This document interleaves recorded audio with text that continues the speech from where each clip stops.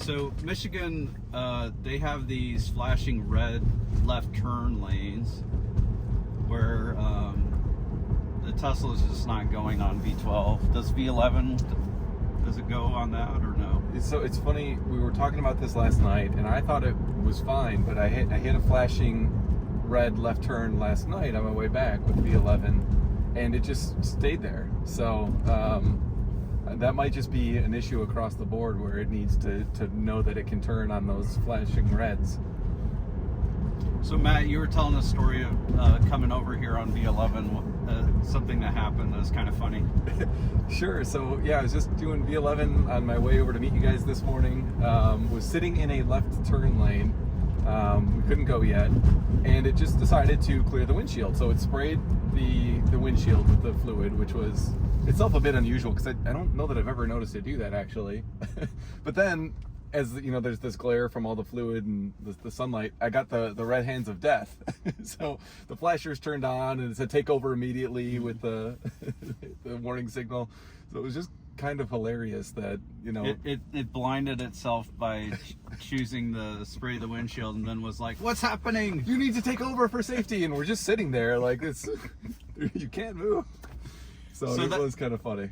I think this is what human code causes. You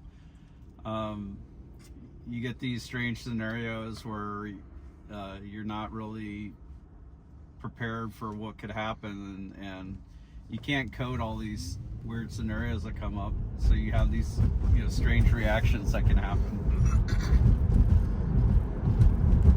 Yeah, like, and then if you were to try to fix that with human code, you'd be like, all right, well, maybe just don't spray the windshield if you are facing east on a sunrise. Like that. That's a pretty stupid code. So, were you facing the sun at all? Yeah, I was facing east in the sunrise. So yeah, okay. It was. I mean, it wasn't particularly bright as we were looking at it, but you know, when you sprayed the water all over, it did get a bit messy. But you know, it was the red hands of death came before the first swipe of the wipers. So it was just like all right, you're a dumb car. You got to remind myself that sometimes, just like a stupid thing like that. Sounds like something would be scripted for the Minions. You know, you got two of them, and they counterbalance each other. So we hit that stop sign there again, but there was also a guy turning left, so I wasn't sure if it was stopping for the stop sign or for that guy. But either way, it was appropriate. Yeah, it just slowed down a little bit. Yeah, there's that left sign where when you first see it, and you're new to the area, it looks like that sign pertains to you, but as you get closer, you can kind of tell there's a little bit of an angle to it. So another thing I want to point out, we are in the school zone right here. There is an electronic sign, speed limit sign, that switches to 25 miles an hour for just a few moments of the day. So you can see right now the speed limit is set to 40, but as we go past this sign, it's going to correct. Ooh, it didn't do it that time. So that's actually pretty interesting. It did do it at the last one. Yeah. And so that's something I've noticed with V11. There was one version of it where it read the electronic sign for the very first time, and I was like, oh wow, that is so cool, because it would always just want to blow by this, and you know, there's cops that wait right there for to catch speeders. But you know, there was one update that they did that just seemed to correct that, and then another update got rid of that functionality, it seemed. So it's kind of interesting. V12, we got both right there. And it was also kind of interesting because it did catch it. I noticed here the speed limit sign changed to 25, and then at some point it just decided, hey, this is a 40-mile-an-hour road, and so it changed it back. But there was no sign that it saw. Are we set on auto? No, we're okay. We're not.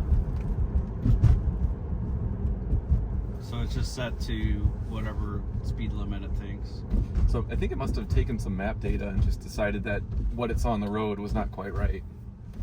Or there was a speed limit sign in between. I didn't notice. There was not. So the one we just saw said that that speed limit pertains at 8:25 a.m. It is 8:12, so it doesn't pertain yet.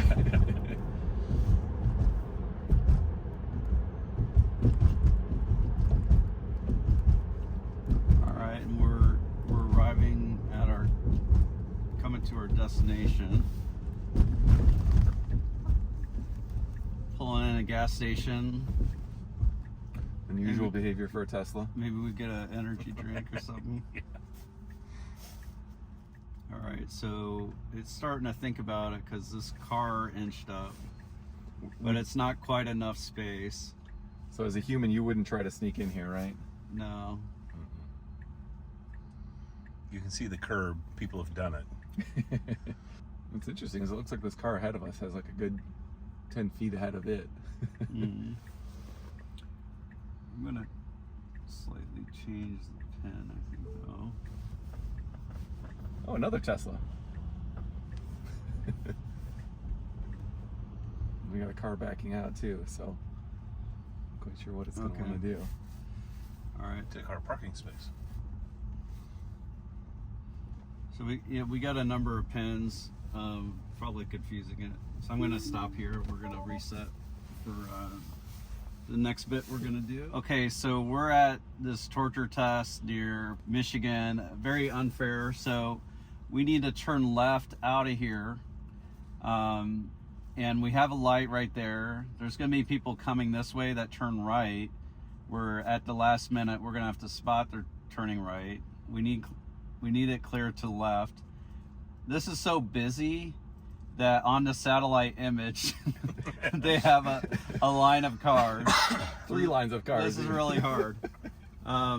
Locals do not turn left here, so we're giving it a test that even humans wouldn't be doing. So let's see how it does. And I'm just gonna start it here in the parking lot. Now, if we get someone behind us that isn't able to squeeze around us turning left, now we're in the way of the person turning right. So I wouldn't have quite gone there, so we'll just... We may have a magical window here where it just parts. Okay. Yeah, so right now we can go. Oh, but there's a guy turning right here, so you can see how tricky this can be even with... I mean, this is about a I would have gone right now. And the sun's in the camera too. double torture test. Yeah, we may be running out of our opportunity here.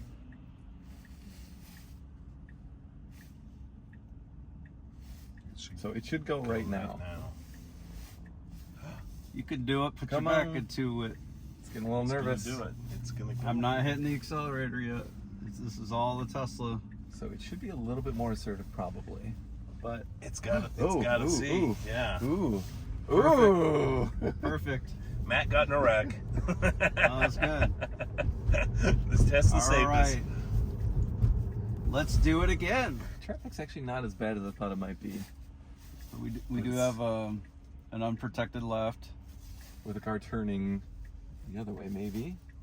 This And person we're doesn't have clear their to go. blinker on. We're clear to go now, but okay. Yeah, we don't know if that car's turning left over there, do we? They are, it looks I- like. yeah, I but would they don't have their guess. blinker on, which is like as a human, it's Yeah, that's a tricky We one. have a car just this way to us that we need to be careful It's about. barely in frame. So we'll probably get a negotiation of sorts. Nice. That was great. Nice. Didn't flinch. Just gets over smoothly. Yeah. Wow, that was impressive.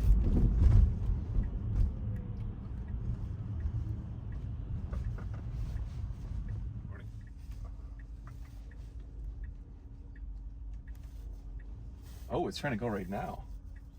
Yeah. That's interesting. Well, the guy's leaving a gap. Yeah, but now we're running out of I'm time. gonna give a little accelerator.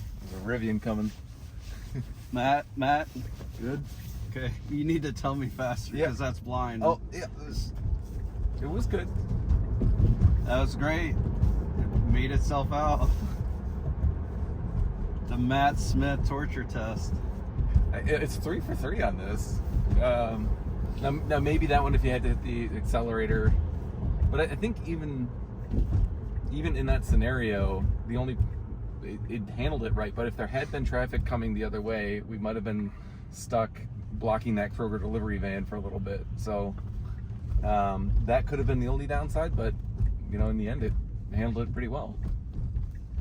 And I mean, like you said before, this is like normal locals would not handle that. They would just turn the other way out of the parking lot and turn left into the left turn lane if they wanted to go down that road. Should we try for 3 for 3? Sure. All right. So we're letting it decide how to get out of this parking lot, giving it a tap to get it. So it's deciding to do the left. It is miraculously clear.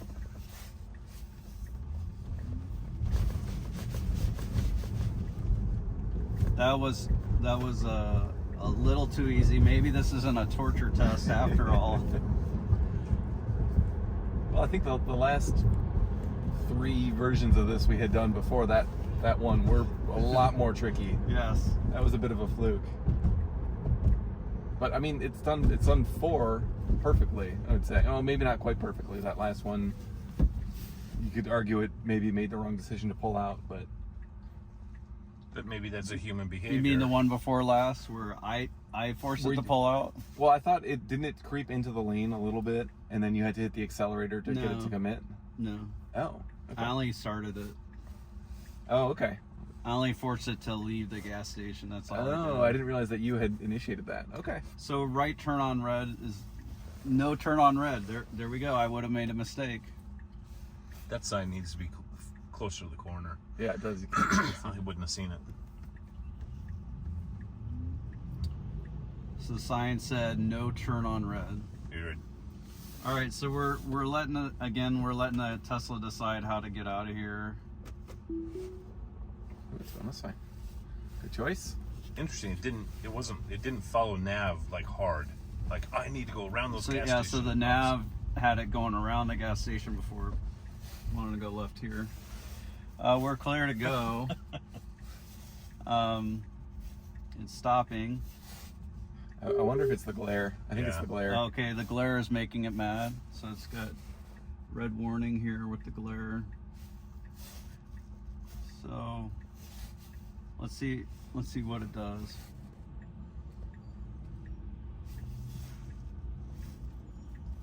The bus provided a nice little shadow for a hot second there.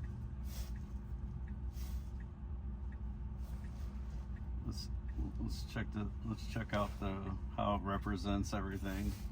This guy's gonna leave you space. He's leaving us I mean, space. so is the. It's blinded though. It's not gonna go. Okay, I'm gonna tap it. All right. Now, Matt, you need to say clear or not clear. Can't tell yet. I'm Clear. Okay. I was tapping some, but I didn't like. I tapped it to get to the spot where it made the decision, then it made its own decision there. And the reason I was tapping some is I wanted the people who were leaving a big gap for us. I mean, considering everything going against it, like with the glare in particular, I mean, it was pretty bad that time around. Yeah, the glare was. The glare was, yeah. Not particularly surprising that it didn't work, or that it didn't decide to go. Okay, now we're gonna go to a supercharger nearby. Is that the closest the one? 8-1, yeah. 250 kilowatt. Get charged up before we head out from here. Maybe we stop by Detroit. Maybe we go see a friend in Ohio. Someone that may know a little something about batteries. All right. School speed limit signs flashing. Didn't pick it up. I could have just lowered the speed. I don't want to get a ticket. You might want to turn here actually, because I think it'd be a more interesting route. Right here? No, with the light. Okay. We can head by the Rivian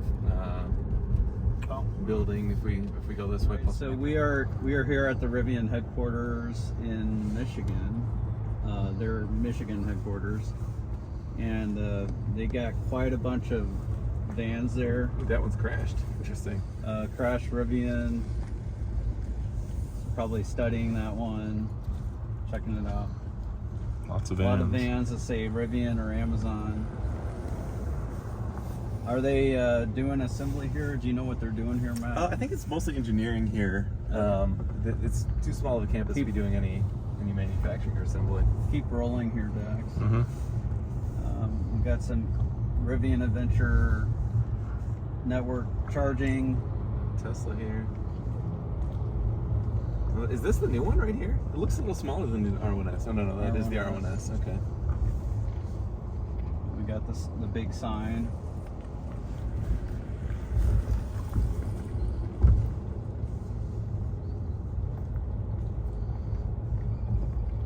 Lots of Rivians here. Noticing a lot of Rivians in the area for a good reason. Mm-hmm. So, Dax, maybe you could show Matt. So I was asking Matt, I'm just wondering how Rivian takes out $43,000 of cost. Yeah, at the factory level. You know, they have their headquarters costs, they have R&D costs. Yeah, how did they do that? I think that's what we're wondering before like the new model comes. Yeah, I mean, I don't think they do is the short answer. What are all these vehicles over here? That's kind of interesting. Oh yeah, let's check that out. I mean, Elon called this, what was it, 2-3 years ago in a tweet that like the negative gross margins will be extraordinary, and that's because they have all these little features and oh, these are Lotuses. This is, wow. Okay. Aggressive front end on those, doesn't it? Go ahead, Matt. So like the cars are really cool, but they've got all these little features and nooks and crannies and the Rivians. the Rivians, and so like that makes it extremely hard to get it profitable, especially when you're not doing it at scale. I mean, you got to turn over your line so many times to handle, okay, this one is a different color and it's the quad motor versus the dual motor, and you're doing this on a base of like maybe 10 or 20,000. I think they delivered like 12,000 if my memory's right, vehicles last quarter. So it's very hard to be doing that small of a quantity of vehicles with that much kind of interchangeability between the units that you're producing, and to have it to do so profitably. So yeah, last year they did 50,000 over 4 models. Now, granted, the delivery van and the smaller delivery van probably aren't customized a ton. There's probably some standard that Amazon wants for the ones they take delivery on. But the truck and the SUV, Matt's right, there's a ton of different options.